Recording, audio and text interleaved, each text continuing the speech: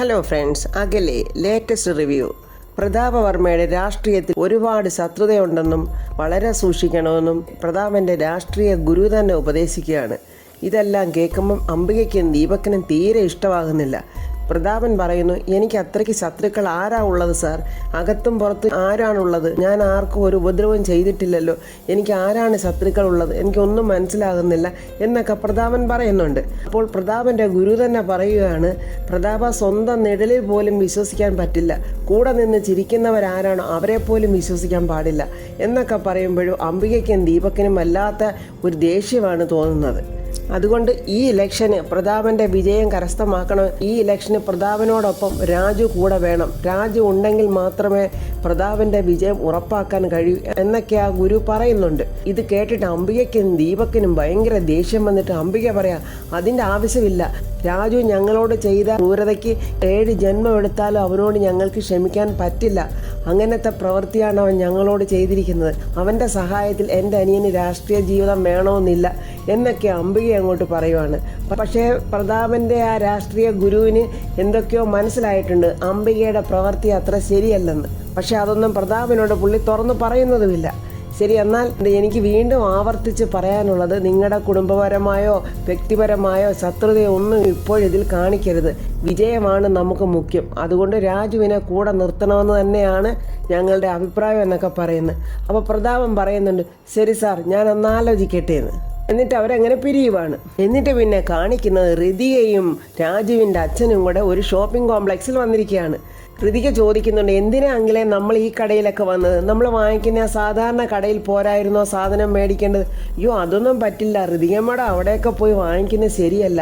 ഇങ്ങനെയുള്ള കടകളിലാണ് മേഡം വന്ന് വാങ്ങിക്കേണ്ടത്. ഇവിടെ എല്ലാ സാധനങ്ങളും ഉണ്ടല്ലോ. മേഡത്തിന് ഇഷ്ടമുള്ള സാധനങ്ങൾ എന്താണെന്ന് വെച്ചാൽ ഇനി ഇവിടുന്നേ എടുക്കാവൂ എന്നൊക്കെ പറയുന്നുണ്ട്. എന്നിട്ട് അവർ രണ്ടുപേരും ഇങ്ങനെ ഓരോ സാധനങ്ങൾ എടുത്തുകൊണ്ട് നിൽക്കുമ്പോൾ അവിടെ പത്മാവതി, അതായത് ഋതുവിൻ്റെ അമ്മ അവിടെ വന്നിട്ടുണ്ട്. പത്മാവതിയും കൂടെ ഒരു സർവൻറ്റും ഉണ്ട്. പത്മാവതി അവിടെ സാധനങ്ങൾ ഇങ്ങനെ ഓരോന്ന് എടുത്തുകൊണ്ട് നിൽക്കുകയാണ്. ആ സമയത്ത് വേണു, അതായത് രാജുവിൻ്റെ അച്ഛൻ കാണുന്നുണ്ട് പത്മാവതിയെ. അയ്യോ, അത് പത്മാവതി മേഡം അല്ലയോ, മേഡം തന്നെ ആണോ എന്നിങ്ങനെ ആലോചിച്ചിട്ട് നോക്കുമ്പോൾ ശരിയാണ്, പത്മാവതി തന്നെയാണ്. പത്മാവതിയും വേണുവിനെ കാണുന്നുണ്ട്. വേണുവേട്ടനാണല്ലോ എന്നും പറഞ്ഞ് പത്മാവതി എളുപ്പം വന്ന് നോക്കും. വേണുവേട്ട എന്ന് വിളിക്കുന്നുണ്ട്.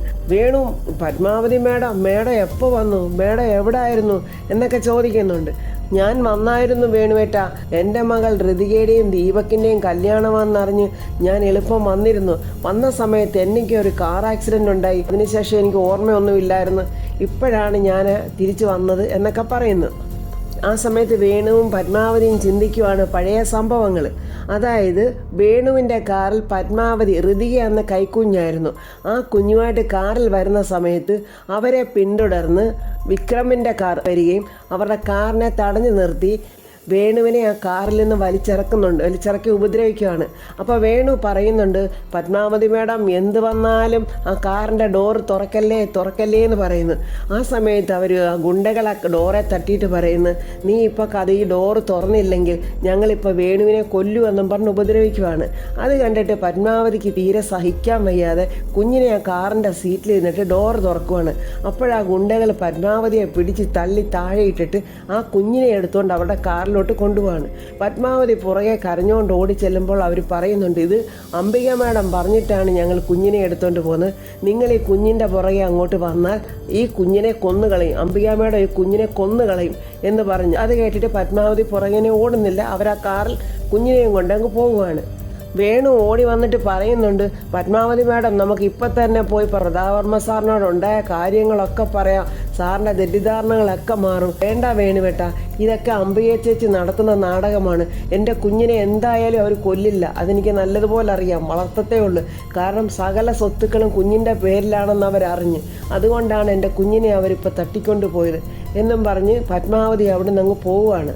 അതിനുശേഷമാണ് ഇപ്പോൾ പത്മാവതിയും വേണുവും തങ്ങളിൽ കാണുന്നത്.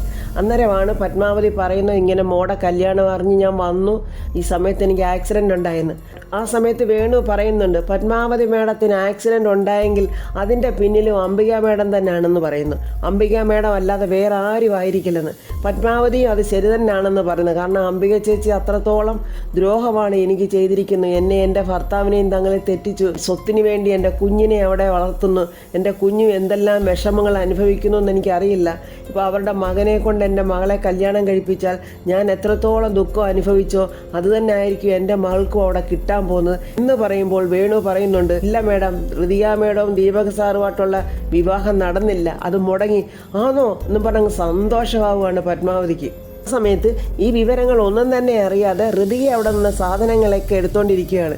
പത്മാവതി ചോദിക്കുന്നുണ്ട്, എൻ്റെ മോൾ എവിടെയാണ്, എൻ്റെ മോളിപ്പോൾ എങ്ങനെ ഇരിക്കുന്നു, എനിക്കൊന്നും അറിയുന്നില്ലല്ലോ വേണുവേട്ട എന്ന് ചോദിക്കുമ്പോൾ വേണു പറയുന്നുണ്ട്, പത്മാവതി മേഡം, ഇതെല്ലാം ഒരു നിയോഗമാണ്. ഇന്ന് ഈ കടയിൽ വന്ന് സാധനം മേടിക്കണമെന്നും മേഡം ഈ കടയിൽ വരണമെന്നും എല്ലാം ഭഗവാന്റെ നിയോഗമാണ്. പത്മാവതി മേഡത്തിന് മോളെ കാണണ്ടേ? അയ്യോ വേണുവേട്ട, എൻ്റെ മോൾ എവിടെയാ, ഇവിടെ വന്നിട്ടുണ്ടോ? ഉണ്ട് എന്നും പറഞ്ഞ് ഋതിക ഇങ്ങനെ കാണിക്കുകയാണ്. ഋതികയും പത്മാവതിയെ കാണുന്നുണ്ട്. കണ്ടിട്ട് എളുപ്പം വന്നിട്ട് ആൻറ്റീന്ന് വിളിക്കുന്നു. കാരണം ഋതികയും ദീപക്കുമായിട്ടുള്ള കല്യാണം മുടക്കാൻ വേണ്ടി പത്മാവതി വന്ന സമയത്തായിരുന്നു പത്മാവതിക്ക് കാർ ആക്സിഡൻ്റ് ഉണ്ടായത്. ആ സമയത്ത് അവിടെ ഋതിക വരികയും പത്മാവതി ആക്സിഡൻറ്റിൽ കിടക്കുന്നതും കണ്ട്. സ്വന്തം അമ്മയാണെന്നറിയില്ല ഋതികയ്ക്ക്. പക്ഷേ ഋതികയാണ് പത്മാവതിയെ എടുത്ത് മടിയിൽ വെച്ചതും ഹോസ്പിറ്റലിൽ കൊണ്ടുപോയതും ഋതികയുടെ ബ്ലഡ് കൊടുത്തതും എല്ലാം. അപ്പോൾ പറയുന്നുണ്ട് ഋതിക, അന്ന് ഞാൻ മേഡത്തിനെ ഹോസ്പിറ്റലിൽ കൊണ്ടുപോയത് ഞാനായിരുന്നു. എൻ്റെ ഭാഗ്യം, നമ്മുടെ രണ്ടുപേരുടെയും ബ്ലഡ് ഗ്രൂപ്പ് ഒന്നായിരുന്നു. എൻ്റെ ബ്ലഡാണ് ആൻറ്റിക്ക് കൊടുത്തിരുന്നത്. ആൻറ്റി സുഖം പ്രാപിച്ചോ, ഇപ്പോൾ എങ്ങനെയുണ്ട് എന്നൊക്കെ ചോദിക്കുന്നു. ഇതൊക്കെ കേട്ട് പത്മാവതിയുടെ കണ്ണ് നിറഞ്ഞൊഴുകുകയാണ്. പത്മാവതി ഇങ്ങനെ സ്നേഹം കൊണ്ട് ഋതികയെ അങ്ങ് കെട്ടിപ്പിടിച്ചങ്ങ് ഉമ്മ കൊടുക്കുകയാണ്. എന്താണ് ഈ ആൻറ്റി ഇത്രയധികം എന്നെ സ്നേഹിക്കുന്നത്? ഒന്നും മനസ്സിലാകുന്നില്ല ഋതികയ്ക്ക്.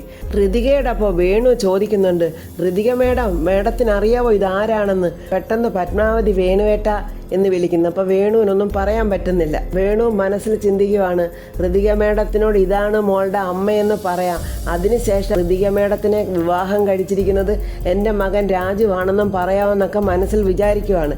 പക്ഷേ പത്മാവതി ഇത് പറയാൻ സമ്മതിക്കാത്ത പോലെയാണ് നിന്നത്. എന്നിട്ട് പത്മാവതി ചോദിക്കുന്നുണ്ട്, മോളുടെ അമ്മയെ കണ്ടിട്ടുണ്ടോയെന്ന്. ഇല്ല ആൻറ്റി, മോളുടെ അമ്മയെ കാണണോ എന്ന് ചോദിക്കുമ്പം ഋതിക ഒരു വിഷമത്തോടെ പറയാണ്, എൻ്റെ അമ്മയെ ആൻറ്റിക്ക് അറിയാവോ? എൻ്റെ അമ്മ എന്നെ കളഞ്ഞിട്ട് പോയതാണ്. എൻ്റെ അച്ഛനോട് പിണങ്ങി എൻ്റെ അമ്മ വീട് വിട്ട് ഇറങ്ങി പോകുമ്പോൾ എന്നെ വീട്ടിൽ ഉപേക്ഷിച്ചിട്ട് പോയതാണ്. അങ്ങനെയാണ് എൻ്റെ അമ്മ എന്നോട് ചെയ്തത് എന്നൊക്കെ ഇങ്ങനെ ഋതിക വിഷമിച്ച് പറയുമ്പോൾ ഇതെല്ലാം കേട്ട് പത്മാവതിയുടെ കണ്ണിങ്ങനെ നിറഞ്ഞൊഴുകയാണ്. വേണുവിന് ഒന്നും പറയാൻ പറ്റുന്നില്ല. എൻ്റെ അമ്മ എന്നെ കുഞ്ഞിലെ ഉപേക്ഷിച്ച് പോയതിൻ്റെ ഒരുപാട് വിഷമം ഞാൻ അനുഭവിച്ചു. ഞാൻ വളർന്നതിന് ശേഷം എൻ്റെ അച്ഛൻ എന്നെ ഒരുപാട് വേദനിപ്പിച്ചിട്ടുണ്ട് അമ്മയുടെ കാര്യം പറഞ്ഞ്. അപ്പോഴെല്ലാം ഞാൻ എൻ്റെ അമ്മ എന്നെ ഇട്ടിട്ട് പോയതോർത്ത് ഞാൻ ഒരുപാട് സങ്കടപ്പെട്ടിട്ടുണ്ട് എന്നൊക്കെ ഋതിക ഇങ്ങനെ പറഞ്ഞുകൊണ്ടിരിക്കുവാണ്. അപ്പോൾ ഫ്രണ്ട്സ്, ഋതികയോട് വേണു പറയുമോ ഇത് മോളുടെ അമ്മ പത്മാവതിയാണെന്ന്? അതോ പത്മാവതി തന്നെ ഋതികയോട് പറയുമോ ഞാനാണ് മോളുടെ അമ്മയെന്ന്? അതോ ഋതിക തന്നെ കണ്ടുപിടിക്കുമോ പത്മാവതിയാണ് തൻ്റെ അമ്മയെന്ന്? അപ്പോൾ ഫ്രണ്ട്സ്, അടുത്ത വീഡിയോയുമായി നാളെ കാണാം. എൻ്റെ വീഡിയോ ഇഷ്ടപ്പെട്ടാൽ ലൈക്കും കമൻസും, സബ്സ്ക്രൈബ് ചെയ്യാത്തവർ സബ്സ്ക്രൈബ് ചെയ്യണേ.